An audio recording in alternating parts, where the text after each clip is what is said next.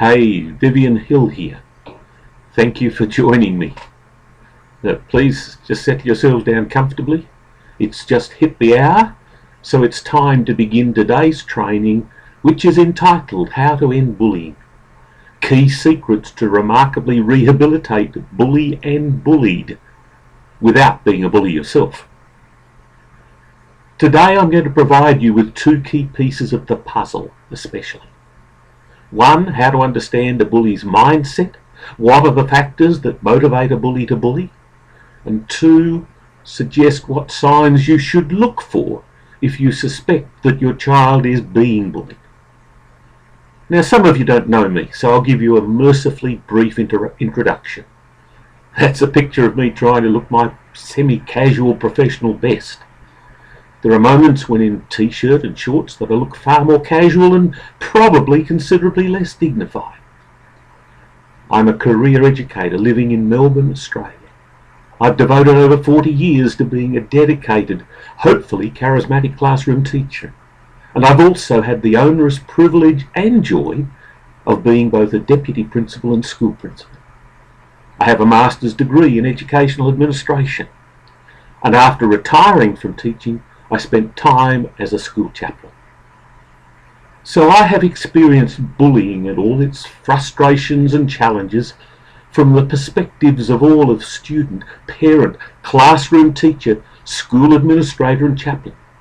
I've used all this experience to create the digital program, Smash the Bullying Cycle, unique strategies to remarkably rehabilitate bully and bullied. But before I outline specifically what you're going to learn today, I'd like to remind you of a handful of key statistics before sharing Liam's story. Sadly, alarmingly, bullying has reached epidemic proportions in schools. Studies suggest that 30% of school children in the 6th through to the 10th grade are involved in bullying, and 14% of high school children have contemplated suicide, and those bullied are up to 9 times more likely to end their lives. And disturbingly, number 3, 85% of those in authority feel powerless to do anything about bullying. They are a few cold hard facts that provide some backdrop to the Liam tragedy. Liam's story is related by my friend Damien. Damien says it happened on a Friday night. We roommates all had different things to do on Fridays, so we generally looked after ourselves and got our own evening meal. Friday was my night off, says Damien. Bill had been down at the radio station, Jeremy was out with his mates, and Liam had been for his usual run, come home, made a sandwich, left his usual mess on the bench, and then gone to his room. It was just after 11 o'clock, Damien reports, when he decided to go to bed, and he noticed that the light was still on in Liam's room. This was unusual because he usually had his music playing if he was still up. Everything was strangely quiet. Damien thought that Liam might have fallen asleep and forgotten about the light. He cautiously opened the door to Liam's room and was totally unprepared and shocked by the sight that confronted him. Liam was hanging naked and limp above an overturned chair.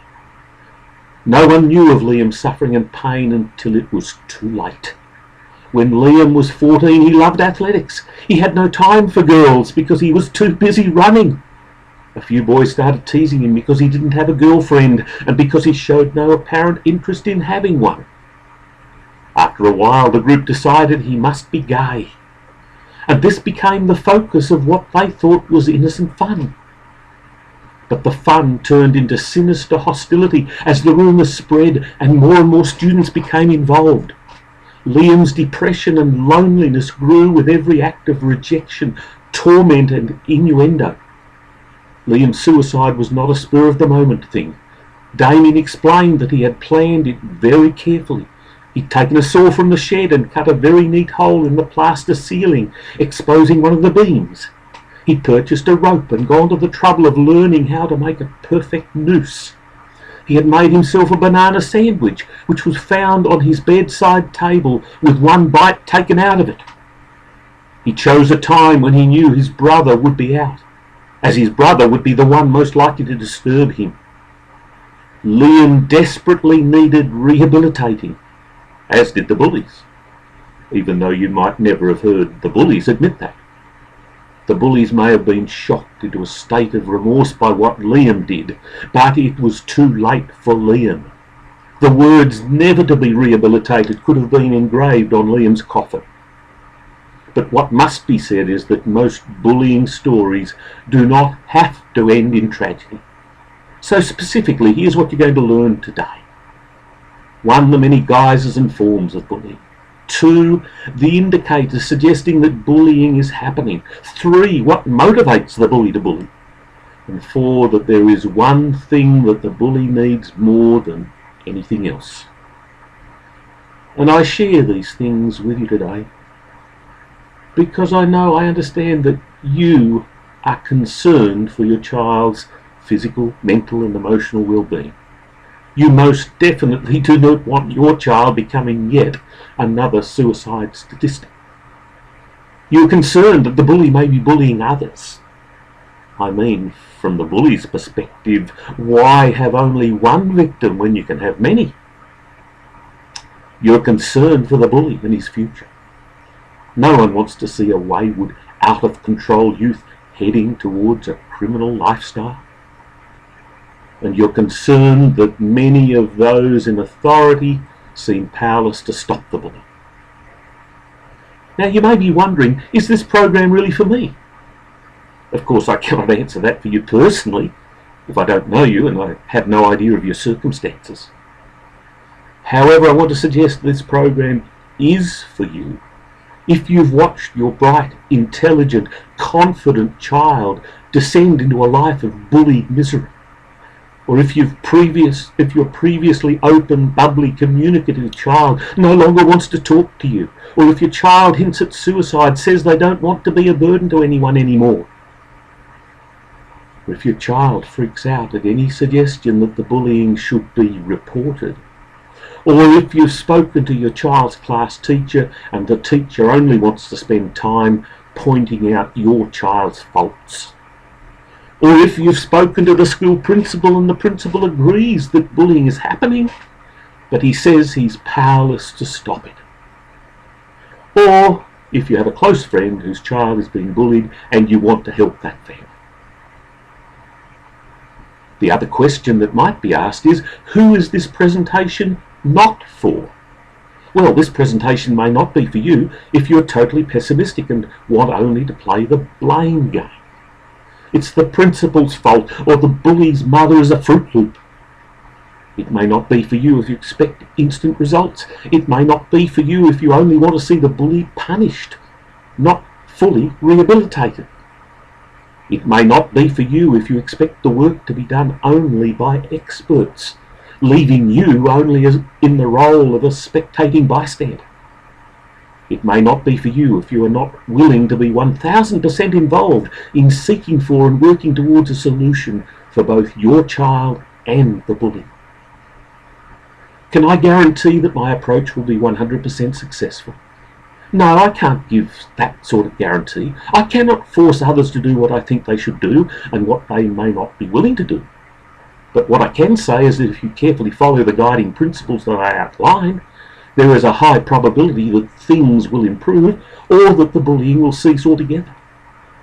And I make that assertion on the basis of experience and observation and results. Has your child's bullying situation driven you to the point of despair? I know how you feel. I've felt that way a number of times in a number of different contexts. As I mentioned earlier, I've experienced bullying and all its frustrations and challenges from the perspectives of all of student, parent, classroom teacher, school administrator, chaplain, and victim. Let me tell you the story of when I was first bullied, and then share some of my more difficult moments along my journey. I was 14 when I was first bullied by a gang of neighbours' kids. After school one day, my parents sent me around to the local corner store 2 blocks away for a loaf of bread. As I was approaching the store, there was a group of 5 burly teenagers spread across the pavement chatting and laughing, and as I moved to my left to walk around them, they also moved to my left, purposely blocking my way. I moved to the right, they moved to the right. I went to walk through the group, and the largest fellow stretched out both arms and said to me, "Where do you think you're going?" "I'd like to get to the shops, please," I said. Mockingly, the big fellow turned to his mates and said, "He wants to get to the shop, guys. Are we going to let him?" There was a loud chorus of "no ways," followed by the leader saying, "Sorry, little boy, we can't let you pass today. Best you turn around, go home and suck on your dummy. Your mummy will come by soon to change your nappy." Well, I was mortified. I returned home beaten and humiliated. I was so ashamed I did not tell my parents anything. I just put the few dollars they'd given me back on the kitchen bench and scurried to the sanctuary of my bedroom. A week later I was given a similar after-school assignment. My fears had subsided a bit by this time, so I set out really determined to actually get to the shops this time. But as I turned the corner, this gang of 5 was there again. I did an immediate about-turn, but they'd spotted me and they burst out into loud, raucous, mocking laughter.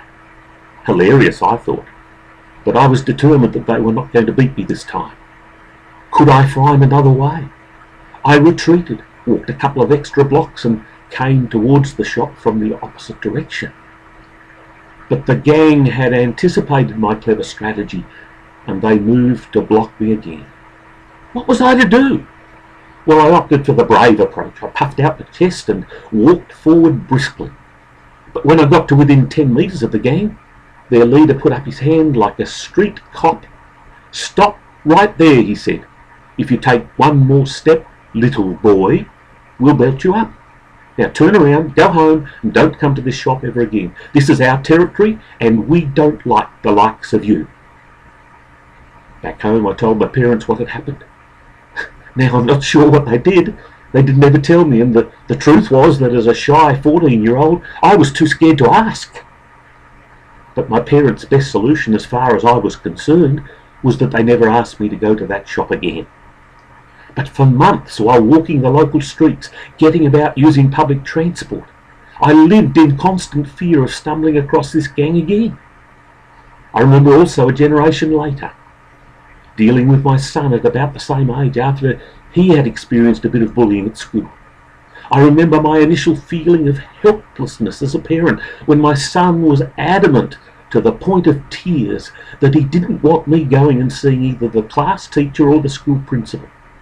He was very fearful of the repercussions.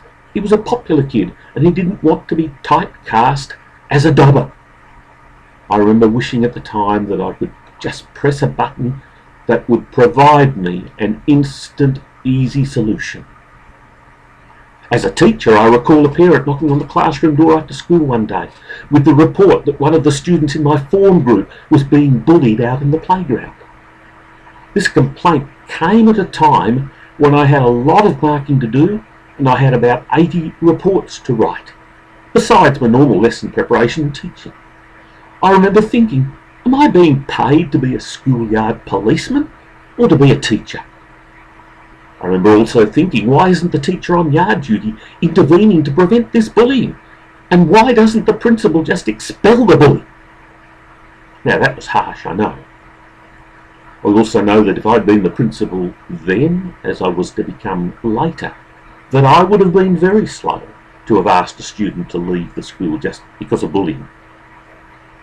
I felt the helplessness in the principal's role that comes from knowing that bullying is happening, but not being able to smash the cone of silence, or not having the resources in every place so as to prevent bullying happening. Because, and this should be no surprise revelation to anyone, bullying rarely happens when those with authority are watching close by. I remember when as a principal how initially despairing I felt the day that a delegation of parents came to the school to confront me about the bullying that was happening on one of the school buses, mostly on the way home after school. I remember thinking, what am I supposed to do? Am I expected to become a bus monitor too? Now that was a problem that was not instantly resolved, and it was a problem that was not easily resolved. Yet it was a problem that was resolved ultimately and collaboratively. I remember also in my early days as a school chaplain having to deal with feuding teenagers who were being bullied by the bigger kids and who were in turn bullying the smaller kids. Again, I had the opportunity of being an agent for change and applying TKO, an important ingredient that I'll introduce and explain later. So what I've done is I've read many of the current books about bullying, and I've taken all the information I've gleaned from my study and all my years of experiences, and I've got myself to the place where I felt I could talk and coach meaningfully regarding all the things that I've learned about the many diverse bullying scenarios. And the turning point for me came when I began applying TKO, and I realised that intervention needed to focus on increasing empathy for victims of bullying through discussion, role-playing, and watching other people talking about their own experiences of bullying. So how about I walk you through some of the key things that I've learned and show you how you may be able to apply this knowledge to your advantage too. Let me share 2 chunks of what I hope is helpful content. Firstly, I'd like to suggest some warning signs for you as a parent to look out for if you suspect your child is being bullied. And then I'd like to try and take you behind the mindset of the bully. If you can understand how the bully ticks, then that may help you in your threefold quest. 1, getting the bullying to stop. 2, getting your child rehabilitated. And 3, getting the bully also rehabilitated. Now, the bully's welfare may not be your initial concern, but wouldn't it just be great if we could solve 2 problems with 1 concerted strategy? So your child is no longer happy and bubbly. Is this just the teenage funk, or is something deeper going on? Could your child be being bullied? How might you know? Well, I'm going to give you 15 clues for you parents to especially look out for. Here are some possibilities, and don't expect that your child will necessarily manifest all of these, but even the presence of 1 or 2 out of the 15 should arrest your attention and concern you. 1, look for physical signs, like scratches, bruising and damaged clothing. Look for rips and tears and excessive soiling of your child's clothes, and carefully consider the plausibility of any explanations given. If you ask yourself the question, is it possible my child is lying? Then also ask, but why is my child lying? What purpose is being served by lying? Don't necessarily accuse your child of blatant falsehood, but be alert to the possibility that if bullying is happening, that out of fear, some covering up might be happening too. 2, look for fearful behaviour. Why does your child suddenly not want to catch public transport? Why is your child asking to be driven to school or to be picked up immediately after school? Is your child walking a longer and different route to a destination, like the shops or school? And if so, why so? 3, has there been a sudden onset of unexplained headaches, stomach upsets, and unusual pain? Does your child show signs of being under unusual but considerable mental stress? 4, if your child appears unhappy or depressed and you ask, what's the matter? Does your child appear reticent to talk about what's wrong? Now, this may just seem like typical adolescent grumpiness, but the potential dangers should not be underestimated. Bullied children often mistakenly think that maintaining a protocol of silence will offer them a degree of protection that they can get nowhere else. They reason that if the bully learns that tales are being told by them, that the level of bullying could escalate. Instead, the timid, fearful silence invariably extends protection to the bully. The situation is not unlike when a child victim of sexual assault is threatened with something extreme if they, quote, say anything to anyone. 5.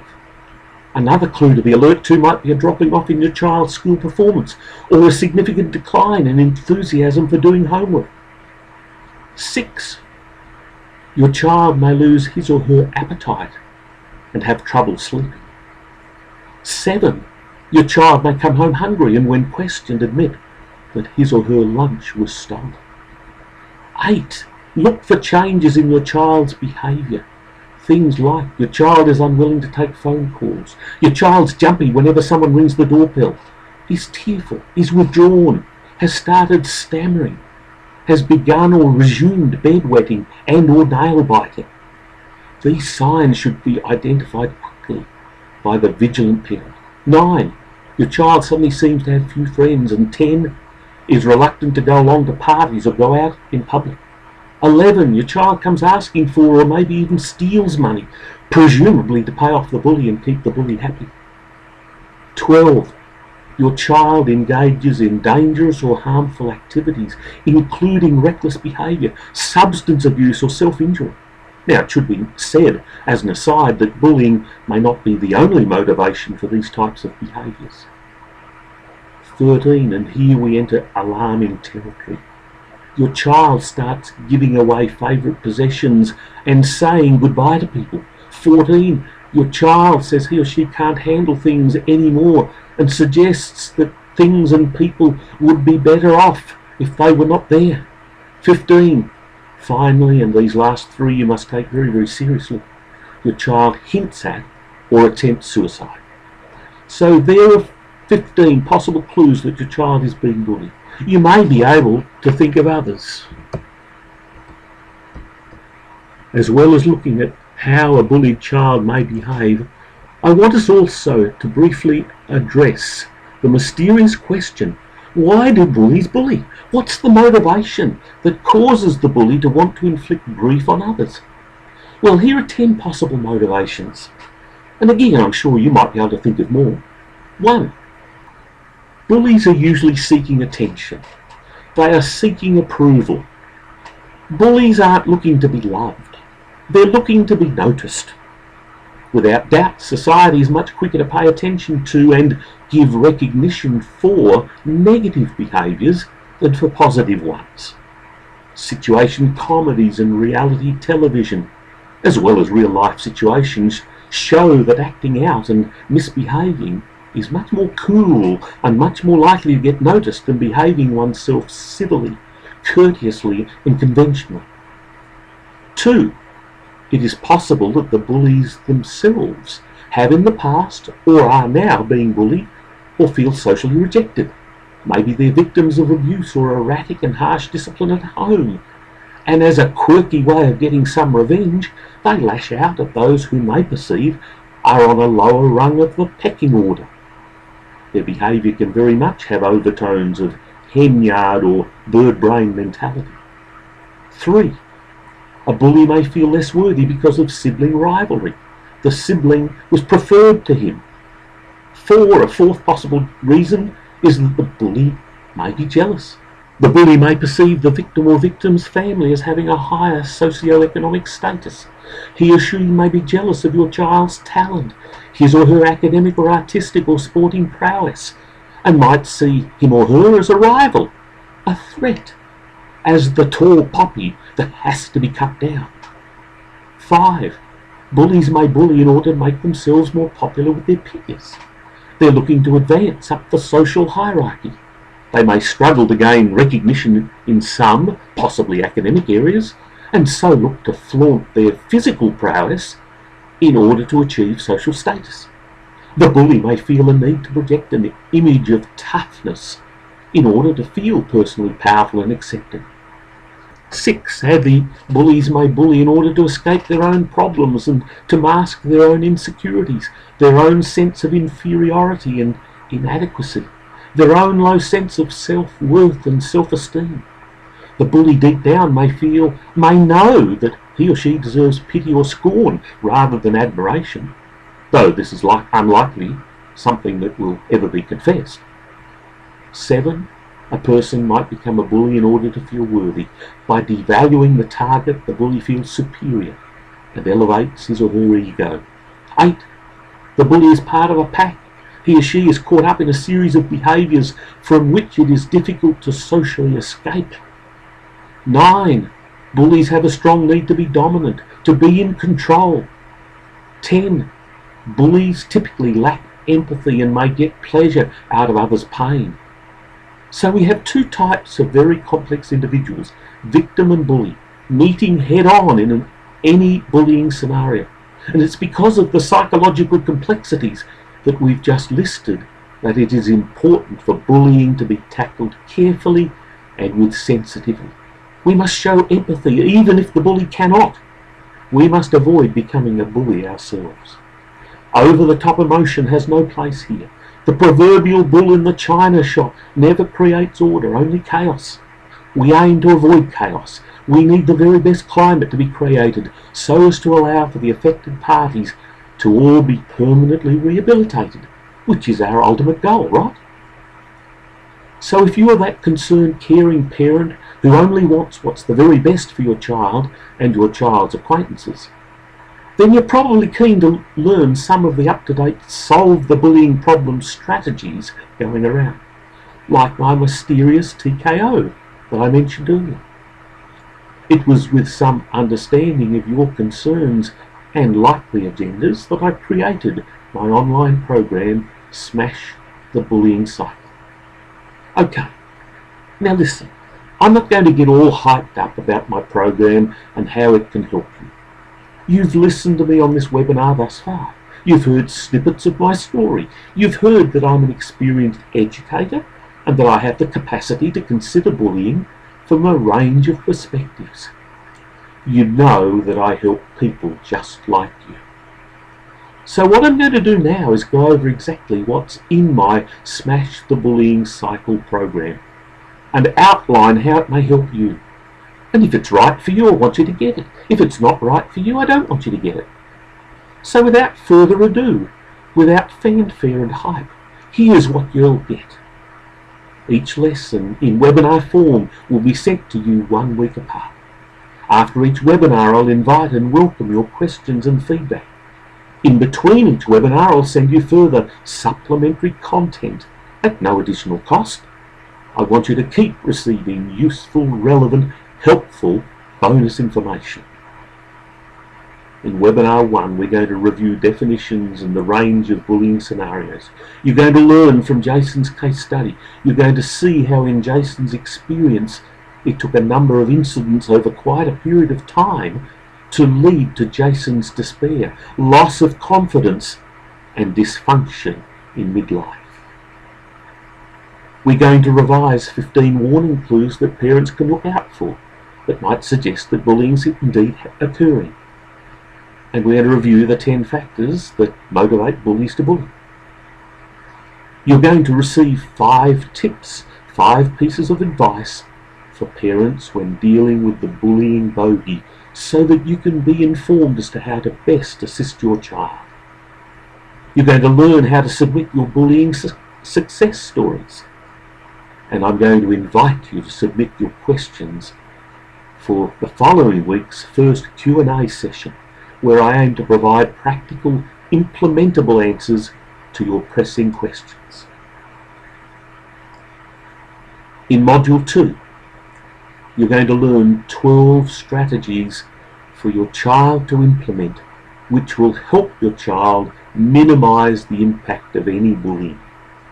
We're going to reveal our special TKO ingredient that I've mentioned a few times already, and explain why it works. We're going to invite you to apply for coaching assistance and show you what you need to do to apply for this service. And we're going to show you how you might respond to real-life bullying circumstances with our Q&A session, with answers to previously submitted questions. In Webinar 3, we're going to consider and analyse some of the bullying challenges for those who are key players in most bullying dramas. We're going to outline some of the legal implications of bullying. We're going to suggest how key people might react differently and better in particular bullying scenarios. In the 4th week, I want for us to have a close look and a detailed analysis of an alarming and well-documented case of cyberbullying. There are pertinent lessons that all stakeholders should learn from this tragic story. I will also share my own very recent encounter with a cyberbully. On our 5th get-together, I want to share some success stories by way of inspiration. And again, I want to spend some time in Q&A where you get helpful, practical answers to your submitted questions. This is planned as a 5-week program. I do not have a 6th episode scheduled, but should the need arise, I'll be pleased to call together all of you who are going through our program, and we'll have another bonus hangout. My desire to help where possible is certainly not limited to just these 5 weeks. Now, what do others think of my program's content? Well, one school chaplain, Wayne, who was once geographically and professionally close to me, provided the following testimony, which I'm delighted to share with you. He said, "I truly began to understand that I had a role to play and could make a serious impact in smashing the bullying cycle when I truly understood 2 things. 1, the power of TKO, and 2, that tackling and eradicating bullying is really a shared community responsibility involving all stakeholders, where even the bully, who may be granted a kind of immunity in the interests of lasting resolution, becomes a participant in devising strategies to help diffuse the bullying environment and the smashing of the bullying cycle." One delighted mother, Karen, said to me, "It was such a relief to have my son's bullying stop and to see him start living happily again. He and his bully are now best friends again. I'm so glad to have my son back and to once again be friends with the mother of the kid that was the bully." Who is this program suitable for? Well, let me say up front that it's not for everyone, but it is recommended for those who are genuinely open to the prospect of the rehabilitation of those affected by bullying. This program is suitable for you if 1, your child is being bullied, 2, if your child no longer wants to talk about the bullying, 3, if your child does not want the bullying reported, 4, if the teachers and school principals seem reluctant or powerless to help, 5, if your child worryingly hints at suicide. For whom is this program probably not suitable? Well, if you're only interested in the punitive approach, smashing, punishing the bully for what he's done, then this program may not be for you, although it will still be educational. This program may not be for you if you're a blamer or a complainer, or if you are not open to creative ideas. It may not be for you if you're only going to be satisfied with what you perceive as a 100% success rate. While I cannot guarantee 100% success, I can assure you that the principles and strategies my program offers have seen many bullying situations totally, brilliantly and permanently resolved. It's time to answer the necessary but as yet unasked question: how much will it cost to enrol in the Smash the Bullying Cycle program? Now, my strongest motivation for offering this program to the public is to help those in need. I'm here at your service, desiring desperately to improve family relationships and to diminish the shocking suicide statistics. I've seen similar 5-week webinar programs offered for figures like $997 and $747. And with the education and practical advice you're getting, those would not be inappropriate asking prices. A generous friend of mine suggested that if I was looking to be satisfactorily reimbursed for my intellectual property, whatever that is, that I should not sell the program for less than $497. No, still too high, I said. I want anyone who needs this program to be able to afford it. I nearly settled on $297 as my asking price. But let me explain the extra goodies you're getting as an enrollee in this program. As well as the 4 weekly webinars whose content I've already outlined, I plan to add the following by way of bonuses. Bonus 1. Besides the video recording of each lesson, I'll be providing an audio recording, a word-for-word transcript of the content, plus a worksheet to help you focus on each lesson's benefits. Bonus 2. Midweek, in between sending you the webinar links, I'll be sending you free additional content. written reports specifically addressing a range of associated bullying issues. Bonus 3. Your enrolment in this program grants you priority and discounted access to one-on-one coaching with me when I make it available in a few weeks' time. I anticipate a waiting list, but I will make available You Jump the Queue time slots available for those seeking immediate support. My serious bonus 4 for those interested in establishing an online home business which would enable you to spend more quality time at home with your kids. I can arrange free access to Project Breakthrough, an elite, new to the market, 14-day, step-by-step video training program where just about every move that you need to take to establish a business is explained and demonstrated on screen before your very eyes. This bonus alone is valued at a respectable $1,997, but you can get free immediate access now, right now if you're interested. So if you want to know how to smash the bullying cycle and learn the key secrets to remarkably rehabilitate the bully and bullied, and how to achieve the positive results that so often elude the experts, then I encourage you to invest in my Smash the Bullying Cycle 5-week digital program. So what is today's asking price? Keeping in mind that I have to put a reasonable ceiling on numbers, and that the price could likely increase in the very near future. And please understand that this is practical business reality, not the fake scarcity that's peddled by so many gurus. Your investment today into my 5-week Smash the Bullying Cycle program is not $997, not $497, or even a modest $297. Because I'm keen to help you, because I want my help to be affordable, I'm offering you access to this program today for just one payment of $197. Now, if you bought one coffee each day, every day, from the local coffee shop, you'd have spent more than $197 before a second month was up. I know that you would gladly spend heaps more investing in your child's long-term welfare than you would in your daily caffeine beverage. You are still here with me, so I know you're obviously serious about smashing your child's bullying cycle, and ideally seeing both your child and your child's bully fully rehabilitated. And I want to take a moment to acknowledge you for that. Many people have just given up. It's too hard, they say. Despairingly, mine is a problem for which there is no possible solution.